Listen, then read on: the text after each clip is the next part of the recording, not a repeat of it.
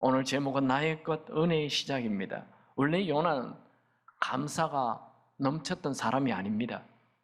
그는 아미떼의 아들, 아미시라는 뜻은 아멘이라 했죠. 그는 아멘의 아들로 태어났지만 노멘, 말씀에 불순종하는 삶을 살았습니다. 요나는 하나님께서 그에게 니느웨로 가서 회개의 말씀을 전하라 하였지만 정반대 다시스로 도망을 갔습니다. 누가 이 자기 주장이 강한 이 고집이 센 요나를 바꾸겠습니까? 요나는 배를 타고 가다가 배가 큰 풍랑을 만나게 되지요. 그러자 그 폭풍의 원인이 바로 자신이라 하며 자신을 바다에 던지라 하였습니다. 그러나 요나는 이 폭풍 앞에, 풍랑 앞에 변하지 않았습니다. 차라리 날 죽여라 이렇게 얘기한 거죠. 보통 사람들은 풍랑이 오면 변합니다. 그런데 요나는 풍랑으로 변하지 않았습니다. 풍랑보다 훨씬 센 죽음이 올 때 그는 변합니다. 죽음이 와야 변하니 이거 어떡합니까? 죽음을 허락하는 수밖에 없죠. 요나가 바다에 던져지자 무슨 일이 일어납니까? 요나서 1장 17절 다 같이 읽습니다. 여호와께서 이미 큰 물고기를 예비하사 요나를 삼키게 하셨으므로 요나가 밤낮 3일을 물고기 뱃속에 있느니라. 이미 큰 물고기를 예비하셨다. 그 말에 주목하십시오. 이미 예비하셨다는 것은 하나님께서 그 물고기를 지명해서 물고기를 요나가 떨어지는 그 배 밑에 갖다 놨다는 말이죠. 여러분, 요나의 끝이 아니었습니다. 요나의 끝에는 하나님의 은혜가 시작되었습니다. 인생은 참 아이러니하죠. 나의 끝이 하나님의 은혜가 시작이라니 말이 안 됩니다. 그러나 나의 끝이 하나님의 은혜의 시작이 맞습니다. 그러니 하나님이시지요. 여러분 지금 끝자락에 와 있습니까? 포기하지 마십시오. 나의 끝에 하나님의 은혜가 시작됩니다. 우리는 요나서 하면 요나가 물고기 삼킨 것, 아니 거꾸로 얘기를 했네. 물고기가 요나를 삼킨 것, 이것 대단히 관심이 많죠. 그 물고기가 무슨 물고기냐? 그걸 자꾸 묻습니다. 여러분 요나가 삼킨 물고기가 상어일까요? 고래일까요? 이건 중요하지 않습니다. 하나님께서 이미 이 큰 물고기를 예비했다는 게 중요합니다. 그래도 자꾸 묻는 분이 있으니 잠깐 생각해 보죠. 이 물고기가 고래일까요? 상어일까요? 많은 분들이 고래로 생각하지만 고래는 아닙니다. 왜냐하면 지금 이 욥바에서 출발하여 다시스로 가는 그 장소는 지중해입니다. 지중해에는 고래가 없습니다. 거기는 큰 상어들이 있습니다. 상어 중에서도 가장 큰 상어는 백상아리 상어라고 있습니다. 이 상어는 몸 길이가 11m 정도 됩니다. 그러니까 굉장히 크죠. 실제로 이 상어는 바다 사자 같은 큰 이 짐승들을 다 삼킵니다. 큰 입과 목구멍을 가지고 있습니다. 그래서 학자들은 바로 이 백상아리 상어이지 않나 그렇게 말을 합니다. 이 큰 물고기가 요나를 삼켰는데 3일 동안 소화가 되지 않고 살아 있습니다. 이것 또한 하나님의 크신 은혜입니다. 요나는 물고기 뱃속에서 죽음 직전에 무엇을 하였습니까? 첫 번째로 요나는 물고기 뱃속에서 하나님께 진심으로 기도하였습니다. 우리 2장 1절을 다 같이 읽습니다. 요나가 물고기 뱃속에서 그의 하나님 여호와께 기도하여. 원래 요나는 기도하는 사람이 아니지요. 요나는 하나님께서 니느웨 가서 회개하라 고 외치라고 하자 대꾸도 하지 않고 하나님의 얼굴을 피해 도망갔습니다. 하나님 얼굴에 하나님 앞에 기도하지 않고 하나님을 피해 도망을 갑니다. 1장에 보면 하나님을 피하였다 3번 나오죠. 1장 3절에 요나가 여호와의 얼굴을 피하려고 여호와의 얼굴을 피하여 1장 10절에 여호와의 얼굴을 피함인 줄 알고 요나는 배 안에 풍랑이 일어나도 기도하지 않고 배 밑창으로 들어가 잠을 잤죠. 이방인 선지자가 찾아와서 너의 하나님께 기도하라 요청하였지만 기도하지 않았습니다. 요나는 배사공들이 여호와 하나님을 찾으며 기도하는 것 보았지만, 들었지만 자기는 기도하지 않았습니다. 그랬던 요나가 드디어 물고기 배 안에 죽음 직전에 하나님을 찾고 기도하기 시작하였습니다. 2절 3절 같이 읽습니다. 이르되 내가 받은 고난으로 말미암아 여호와께 불러 아뢰었더니 주께서 내게 대답하셨고 내가 서울의 뱃속에서 부르짖었더니 주께서 내 음성을 들으셨나이다. 주께서 나를 깊은 속 바다 가운데에 던지셨으므로 큰 물이 나를 둘렀고 주의 파도와 큰 물결이 다 내 위에 넘쳤나이다. 요나는 서울의 뱃속에서 부르짖고 있습니다. 서울이라는 말은 우주에서 가장 낮은 곳, 무덤, 지옥을 의미하는 히브리어입니다. 요나는 자신이 죽음과 같은 비슷한 상황에 놓여 있다는 걸 말하고 있습니다. 그렇게 기도하지 않던 요나가 물고기 뱃속에서 죽음을 눈앞에 두고 이제야 부르짖으며 기도합니다. 요나는 인생 제일 밑바닥에 던져졌을 때 하나님이 보이기 시작하였습니다. 요나는 자신이 바다에 던져진 것은 배사공들이 자기를 던진 것이 아니라 하나님께서 자기를 바다에 던졌다 말합니다. 이 얘기는 자기의 불순종의 결과 때문에 일어난 일이라고 고백하는 거죠. 그러나 이제라도 하나님께서 자신을 살려주신다면 다시 성전을 바라보겠다고 말합니다. 4절 같이 읽습니다. 내가 말하기를 내가 주의 목전에서 쫓겨났을지라도 다시 주의 성전을 바라보겠나이다 하였나이다. 여기에 주의 성전이라는 것은 예배를 드리는 것을 말하지요.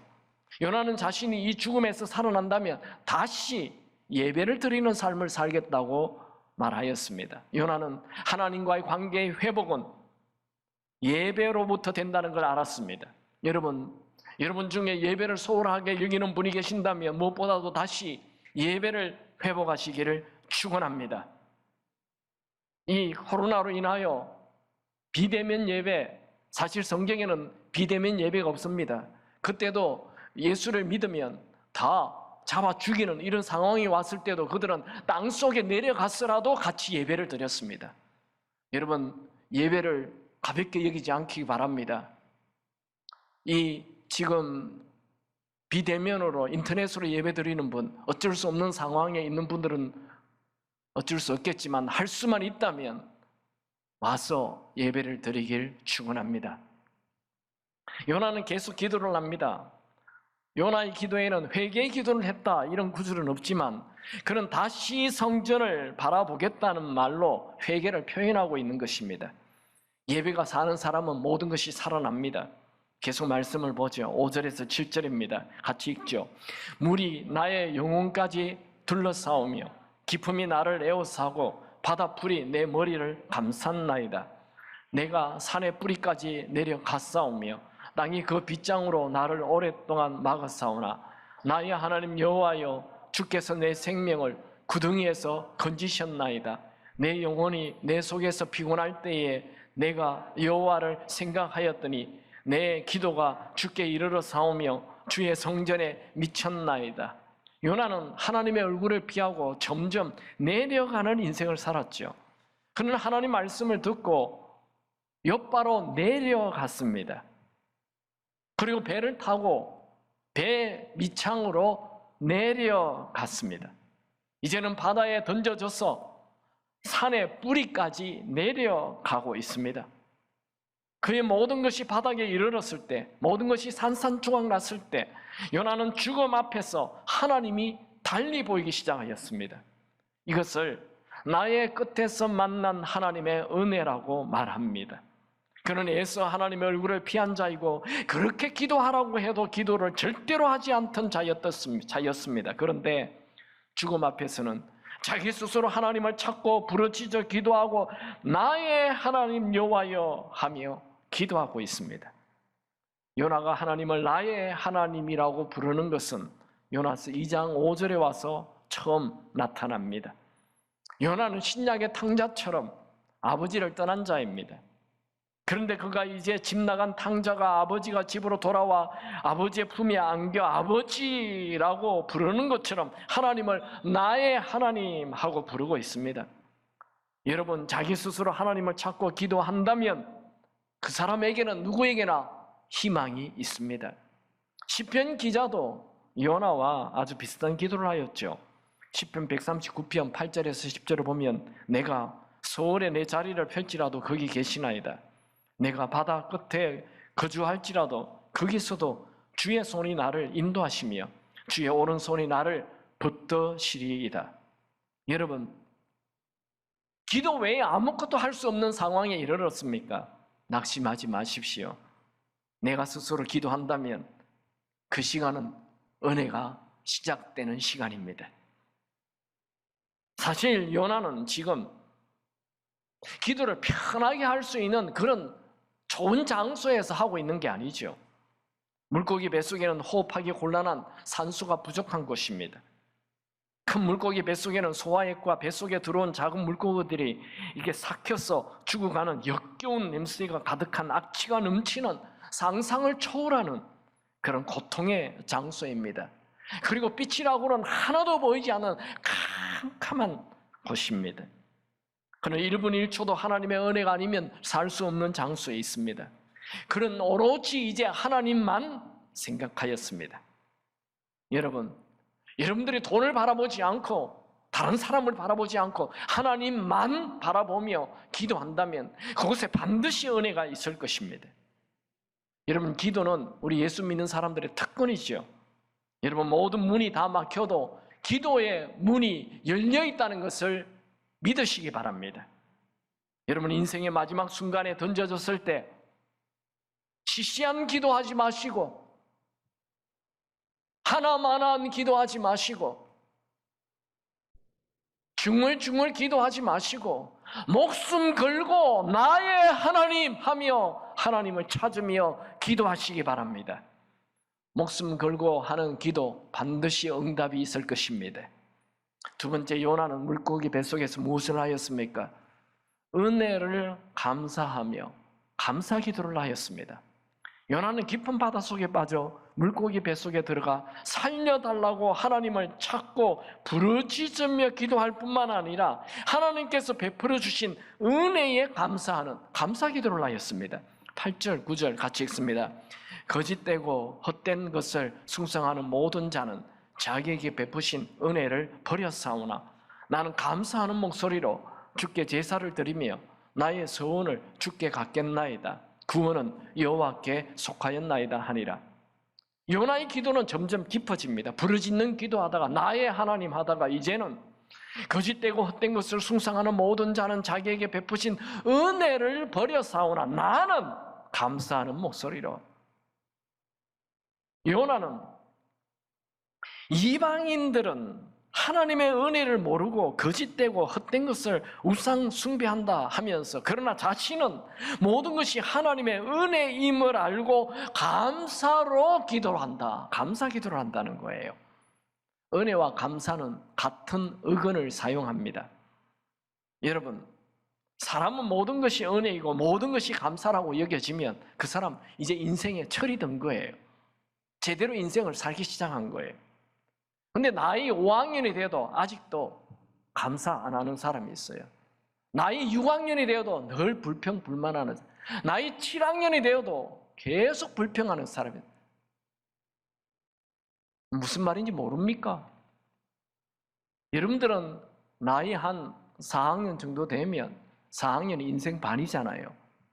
반쯤 살면 인생은 감사해야 하는 거구나. 모든 게 감사로 보이기 바랍니다. 요나는 죽음의 순간에 은혜가 보였습니다. 그는 육지에 있을 때 왜 나에게 적국인 니노에 가서 회개하라고 외치라 말씀합니까? 하며 불평하였습니다. 그는 예배가 싫었습니다.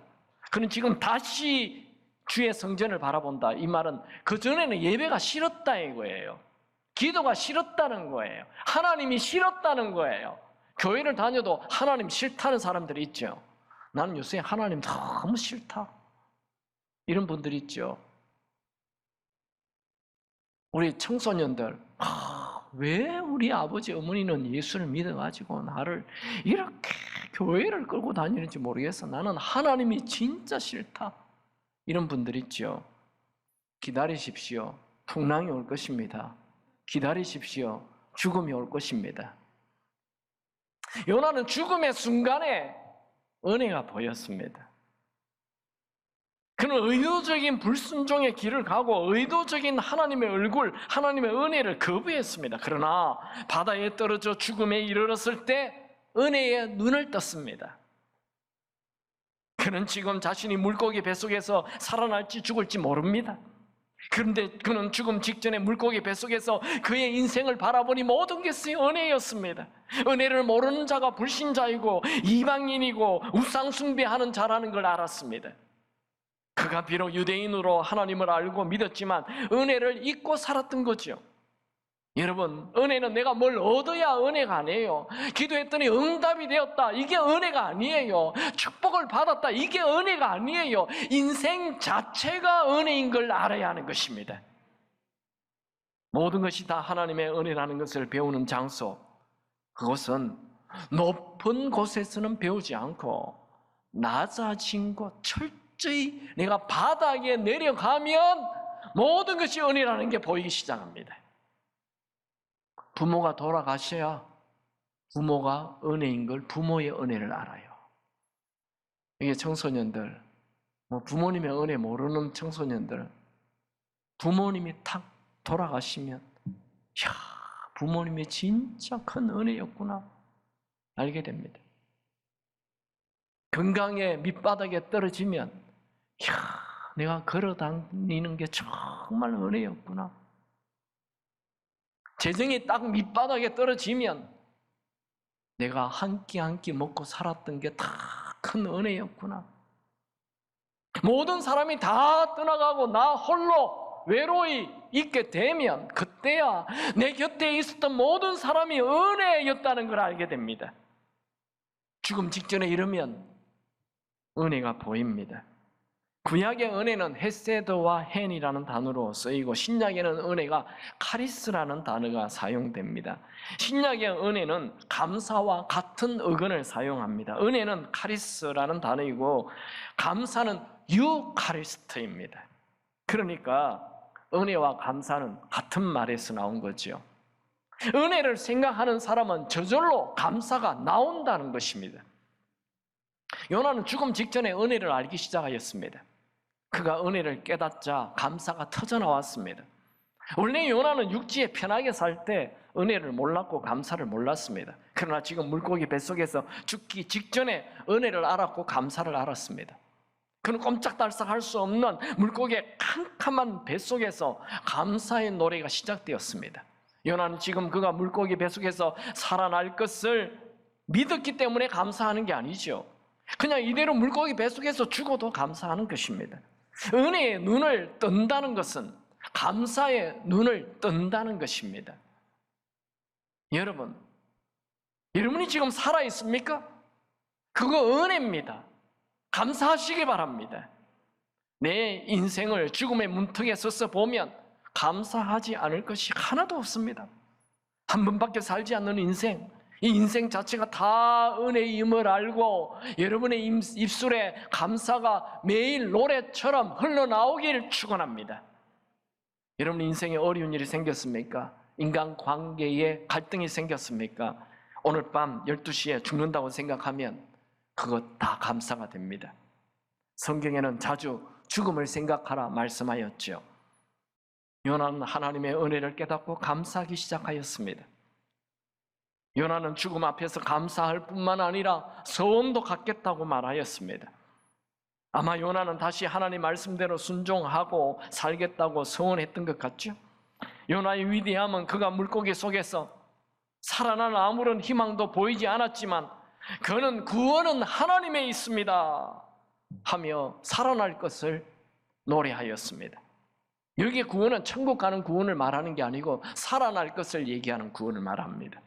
요나는 죽음 순간까지 살아날 것을 믿는 믿음을 보였습니다.